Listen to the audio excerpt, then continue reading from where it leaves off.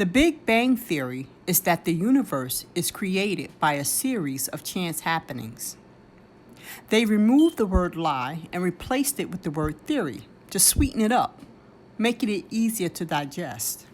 This is called organized violence. If the theory, the lie, were true, and the Big Bang banged once, what stops it from happening again? Nothing, because the Big Bang never banged. How could a series of chance happenings create perfection? There will be glitches or inconsistencies in something. For example, in the rising and setting of the sun, or in the sun itself, or in the availability of the air, or in the air itself, or in the availability of water, or in the water itself, or in the availability of the moon, or in the moon itself. The sun rises and sets to perfection for our needs, God's creation, by the will of God. It never periodically gets too close to the earth and mistakenly burns a portion of the earth, along with killing and injuring some of humanity. The air and water are consistently available to us because God knows we cannot live without it. The air and water are never periodically not available to us or polluted by some microscopic particles and mistakenly kill some or all of creation instantly. The moon's light never flickers or completely stops shining at night. Even with humanity tampering with the air and the water, it still serves God's purpose for his creation. This is what the Holy Bible has to say about creation. Genesis chapter 1, verses 1 through 8, NIV says this. In the beginning, God created the heavens and the earth. Now the earth was formless and empty. Darkness was over the surface of the deep, and the Spirit of God was hovering over the water. And God said, "Let there be light." And there was light. God saw that the light was good, and he separated the light from the darkness. God called the light day, and the darkness he called night. And there was evening, and there was morning the first day. And God said, "Let there be an expanse between the waters to separate water from water." So God made the expanse and separated the water under the expanse from the water above it. And it was so. God called the expanse sky. And there was evening, and there was morning the second day. That was Genesis chapter 1, verses 1 through 8, NIV. Now, this is what the Holy Bible has to say about the creation of humanity. Genesis chapter 2, verses 7, 18 through 24, NIV says this. The Lord God formed the man from the dust of the ground and breathed into his nostrils the breath of life, and the man became a living being. The Lord God said, "It is not good for man to be alone. I'll make a helper suitable for him."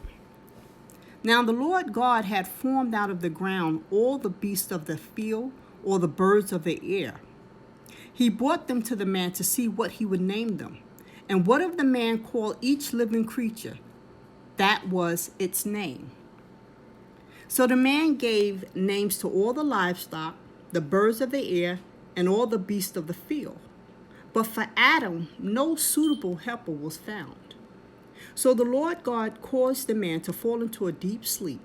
And while he was sleeping, he took one of the man's ribs and closed up the place with flesh. Then the Lord God made a woman from the ribs he had taken out of the man, and he brought her to the man. The man said, "This is bone of my bone and flesh of my flesh. She shall be called woman, for she was taken out of man." For this reason, a man will leave his father and mother and be united to his wife, and they will become one flesh. That was Genesis chapter 2, verse 7, 18 through 24, NIV. Now, in this last verse, 24, God explains the order he set for the suitable union he purposed for humanity. So no, we did not evolve from apes. Only God can create something out of nothing from his spoken words. Psalms chapter 74, verse 16 NIV says this: "The day is yours, and yours also the night. You established the sun and the moon." Psalms 104, verse 19 says this: "The moon marks off the season, and the sun knows when to go down." That was Psalms 104, verse 19 NIV. Even the things created by humanity today are created from the things of God's original creation in the beginning. Humanity takes God for granted because of his love for us, but there will be a day when the sun and the moon won't shine and the stars will fall from the sky. Maybe then humanity will recognize how foolish they are and their need for Jesus Christ. Matthew chapter 24, verse 29 NIV says this: "Immediately after the distress of those days, the sun will be darkened and the moon will not give its light. The stars will fall from the sky and the heavenly bodies will be shaken." That was Matthew chapter 24, verse 29 NIV. Evolution is a naturalistic effort to account for the origin and development of the universe. This view begins with the assumption that there is no personal divine creator who made and fashioned the world. Rather, everything came into existence by a series of chance happenings that occurred over billions of years. People who argue in favor of evolution claim to have scientific data that supports their hypothesis. The teaching of evolution is not truly scientific. According to the scientific method, all conclusions must be based on indisputable evidence gathered from experiments that can be duplicated in any laboratory. However, no experiments have been or can be devised to test and substantiate theories about the origin of matter from some supposed Big Bang beginning, or about the gradual development of living beings from their simplest to their most complex form. Consequently, evolution is a hypothesis without scientific evidence. Therefore, to accept it, you must have faith in a human theory, which is a lie. But for a child of God, science or a human theory means nothing to us because we live by faith in Jesus Christ. Humanity, in their quest to be God and to eliminate the one and only living God, has created a world based on deception. This is the reason for the abundance of overbearing, chaotic information, because the consistent change deepens the deception and keeps humanity focused on what is seen. So it has this looping effect on humanity of being deceived and deceiving. A beginning of a prophetic utterance. The nature of a lie is that it always changes. End of prophetic utterance. This is what the Bible has to say about what is seen. 2 Corinthians chapter 4, verse 18 NIV says this: "So we fix our eyes not on what is seen, but on what is unseen. For what is seen is temporary, but what is unseen is eternal." That was 2 Corinthians chapter 4, verse 18, NIV. 1 John chapter 2, verses 16 through 17, NIV says this: "For everything in the world, the lust of the flesh, the lust of the eyes, and the pride of life come not from the Father, but from the world. The world and its desires pass away, but whoever does the will of God lives forever." That was 1 John chapter 2, verses 16 through 17, NIV. 2 Corinthians chapter 5, verse 7, NIV says this: "We live by faith, not by sight." That's 2 Corinthians chapter 5, verse 7, NIV. Faith in Jesus Christ is truly profound. It gives an understanding and insight deep within yourself that truly believes in Jesus Christ and what he did for you. Hebrews chapter 11, verse 1, NIV says this, 1 through 3. Now faith is being sure of what we hope for and certain of what we do not see. This is what the ancients were commended for. By faith, we understand that the universe was formed at God's command, so that what is seen was not made out of what was visible. That's Hebrews chapter 11, verses 1 through 3, NIV.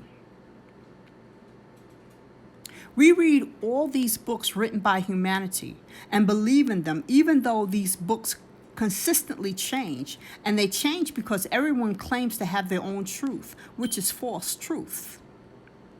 This means you are always caught in the loop of lies, and you can never get it right because by the time you think you got it right, things change again.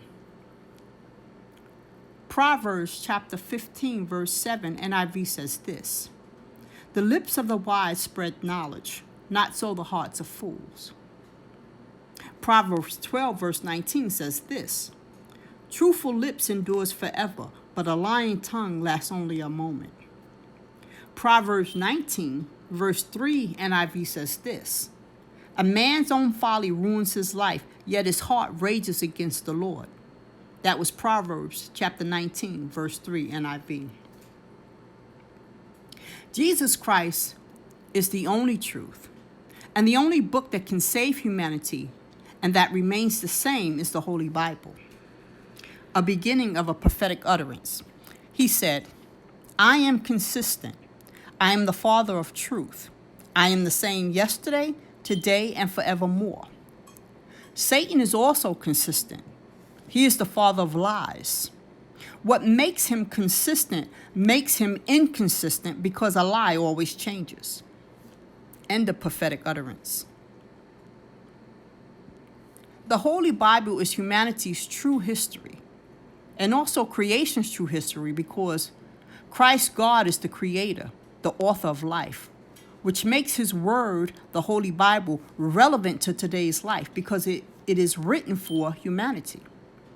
There are no missing books from the Holy Bible. It is complete. God will never deceive you into choosing him, unlike Satan, who tricks you into believing his lies. When you give your life to Christ, he teaches you how to think, and he gives you sound judgment so that you don't fall into the traps of the world's way set by Satan for you. And the lie no longer deceives you because with the truth, you can now identify the lie. The next time you are near the ocean, look out at the end of the ocean where it looks like the water meets the sky. Then look across the whole width of the ocean. It is straight to perfection.